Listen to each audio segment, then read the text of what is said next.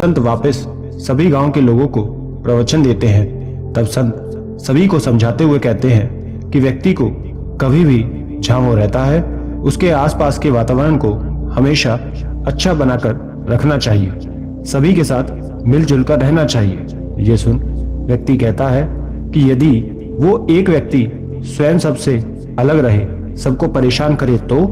ये सुन संत जी कहते हैं, यदि कोई जानकर किसी के लिए मुश्किलें खड़ी करता है तो उसे उसकी भूल की सजा अवश्य मिलती है, इसलिए हमें कभी भी जानकर किसी को दुख नहीं पहुंचाना चाहिए। ये सुन वो पड़ोसी कहता है कि यदि ऐसा हुआ तो क्या होगा गुरुदेव?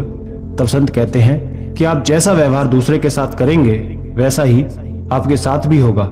यदि आप किसी को खुश करेंगे तो आप भी खुशी का अनुभव करेंगे, लेकिन यदि आप किसी को चोट देंगे तो आपको भी एक दिन चोट मिलेगी और तब आपको भी उसी पीड़ा से गुजरना होगा जिससे आज सामने वाला गुजर रहा है।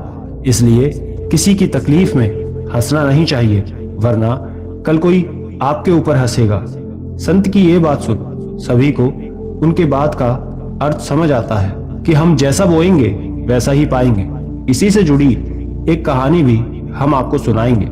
इस कहानी से यह स्पष्ट हो जाएगा कि जब तक आप स्वयं उस दुख पीड़ा से नहीं गुजरते तब तक हम उसके दर्द का अंदाजा नहीं लगा पाते। कहानी सुनने से पूर्व आपसे रिक्वेस्ट है कि वीडियो को लाइक और चैनल को सब्सक्राइब कर लें अगर आप रोज कुछ नया सीखना चाहते हैं। किसी जंगल में बहुत सारे जानवर थे। सभी जानवरों के बीच आपसी लगाव बहुत था, सभी एक साथ रहते थे। उन्हीं सभी जानवरों में सियार भी रहता था, लेकिन उसका स्वभाव सबसे काफी अलग था। वो सभी जानवरों को बहुत परेशान करता था, कभी उनका खाना चुराकर भाग जाता तो कभी उन्हें सताता। जंगल के सभी जानवर उस सियार से परेशान हो गए थे। एक बार एक बंदर अपने पेड़ पर बैठ आराम से फल तोड़कर खा रहा था।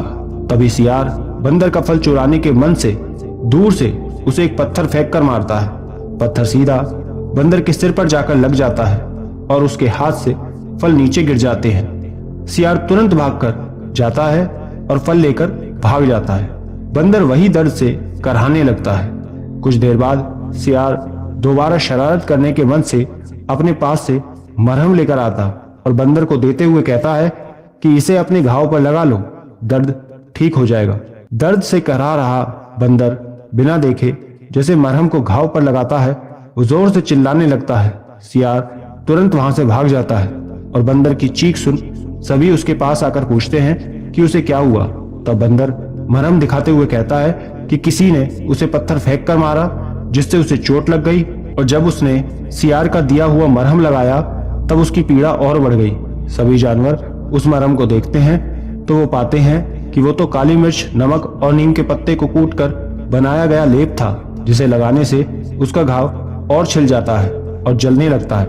काफी देर बाद जाकर बंदर को जब दूसरा सही लेप लगाते हैं तब उसे राहत मिलती है, लेकिन इस बार सियार की इस हरकत से सभी जानवर भड़क जाते हैं और गुस्सा करने लगते हैं। सभी ये तय करते हैं कि सियार को सबक सिखाने हेतु कुछ तो करना होगा।